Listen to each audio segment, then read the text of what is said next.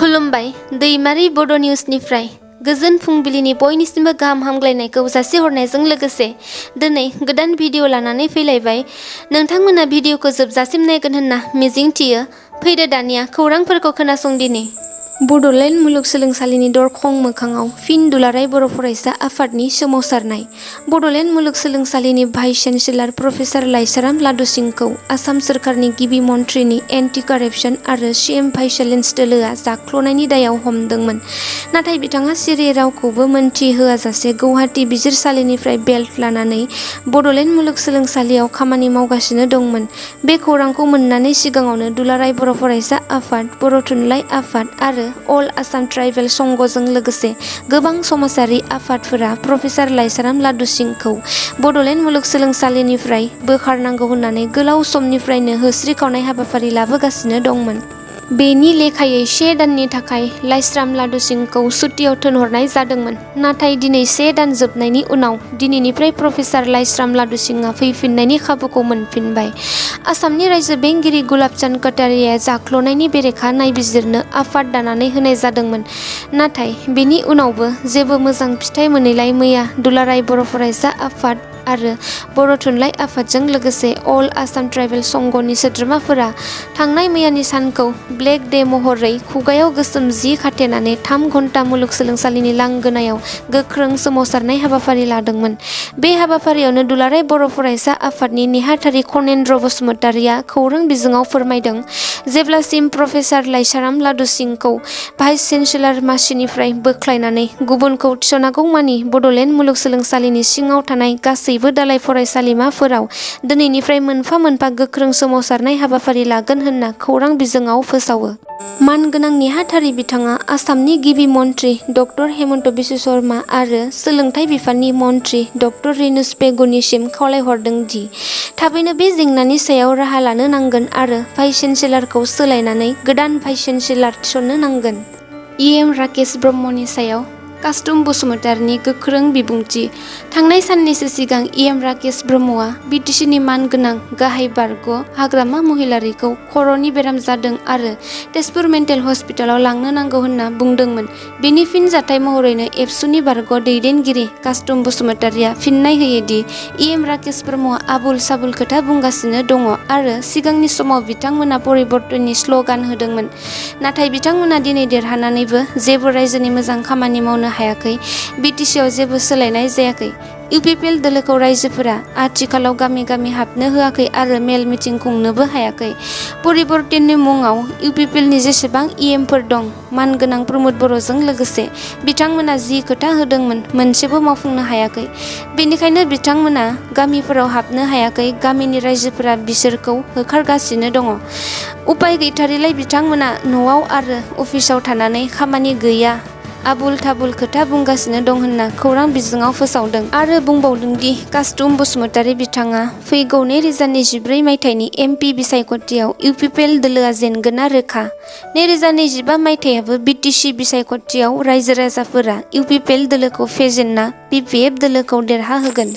दुलाराय BTC मावफारिया आरो हेफाजाबगिरिफोरनि नैथि बोसोरारि जथुम्माया मैया क'क्राझार सोहोराव थानाय प्रगति भवनाव खुंफुंनाय जायो।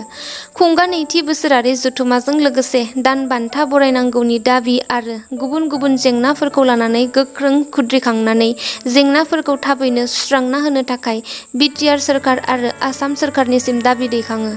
बे जथुम्मायाव BTCनि मोनबा जिल्लानिफ्राय गोबां अंगनाबादि मावफारिया आरो हेफाजाबगिरिफोरा मैखोमै बाहागो लादोंमोन। बे हाबाफारिखौ दैदेनदोंमोन फारियै बिना ब्रह्म, जयमती दास आरो बिना बैश्य। बिथांमोना खौरां बिजोंनि गेजेरजों दाबि खालामदों दि गासैबो अंगनाबादि मावफारियानो 12,000 रां आरो हेफाजाबगिरिफोरनो 10,000 रां बेथन होनांगौ। लोगोसेयै सिगां मावफारि समा 4 घन्टाल' मावनो गोनां जायोमोन, नाथाय आथिखालाव 4 घन्टानिख्रुइबो बांसिन खामानि मावनो गोनां जायो। लोगोसे मुवा बेसादफोरनि बेसेनफोरा सानफा एफा बांबोनायाव एसेल' बेथनजों नखर सालायनो गोब्राब जादों। बेनिखायनो BTR आरो आसाम सोरखारा थाबैनो राहा लानानै जेंनाफोरखौ सुस्रांनो थाखाय खौरां बिजोंनि गेजेरजों दाबि दिखांनायखौ नुनो मोन्दों। तामुलपुराव तृणमूल कंग्रेस बीजेपी सोरखारनि बेसेन बांनाय, लोंनाय दैनि जेंना आरो गोदानै बानायजानाय 18टा टोल गेटखौ लानानै गोख्रोङै सोमावसारदों।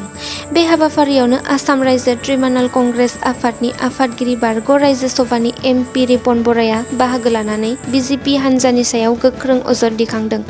बिथाङा खौरां बिजोङाव अजद होनाय बादिब्ला बीजेपी सोरखारा डबल इन्जिन गोनां सोरखार नङा। एखनब्ला बीजेपी सोरखारा डबल लुटपाट आरो डबल डाकाइटनि सोरखारसो।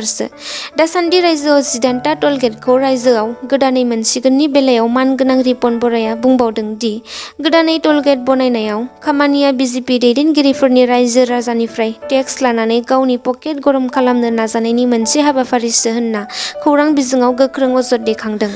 बर' हारिनि उन्दै उन्दै फंबाय बिनानाव लाइमोन सेंग्रा सिख्लाफोरनिसिम खावलायनाय, उन्दै बैसोआव जुलि खालामनो सानदोंब्ला नोंथांमोना दिनैनिफ्रायनो सांग्रां जादो, नङाब्ला जोबथेसालिनि आलासि जानो नांसिगोन।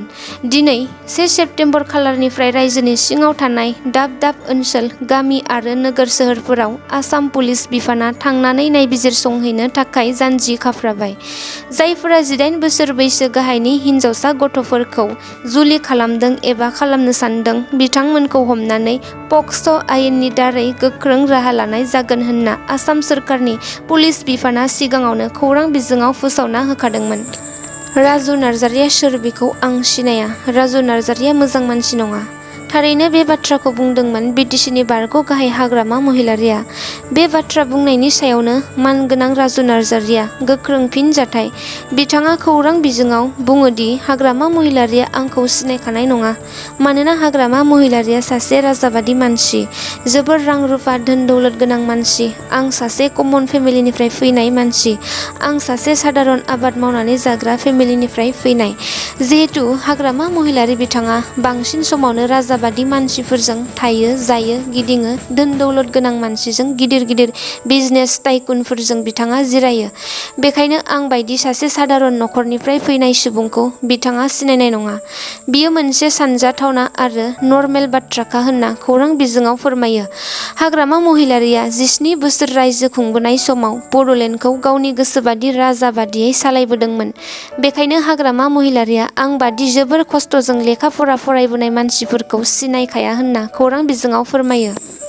भारत हादरनि रायजो राजाफोरनि गोजोनथाव खौरां फैगासिनो दं। हादराव साननैसो उजाला गेसखौ 200 रां खमायना होनायजों लोगोसे मिरु सरकारनि फिन मोनसे गिदिर थांखि। मिरु सरकारा गेस सिलिन्डारनि उनाव पेट्रल डिजेलनि बेसेनखौबो खम खालामना होनाय जासिगोन आरो बे थांखिखौ लादों मिरु सरकारा। हाथायाव थाबैनो पेट्रल डिजेलनि बेसेना खम जासिगोन होननानै मिरुनि मन्थ्रि सन्दीप सिंह सान्डुपुरिया खौरां बिजोङाव इसारा होदों आरो पेट्रल डिजेलनि बेसेना जेसेबां खम जागोन बेखौ थाबैनो खौरां बिजोंनि गेजेरजों मोननो हागोन।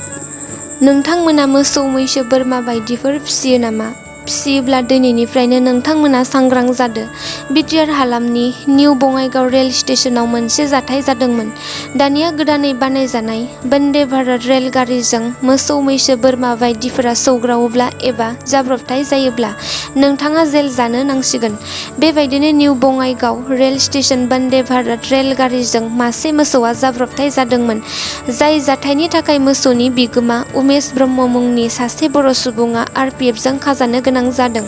दिनैनि खौरांफोरा एसेनोसै। भिडिअखौ नायनानै मोजां मोनदोंब्ला नोंथांमोना अन्नानै लाइक, शेयार, कमेन्ट आरो साबस्क्राइब खालामनानै होदो। गोजोन्थों।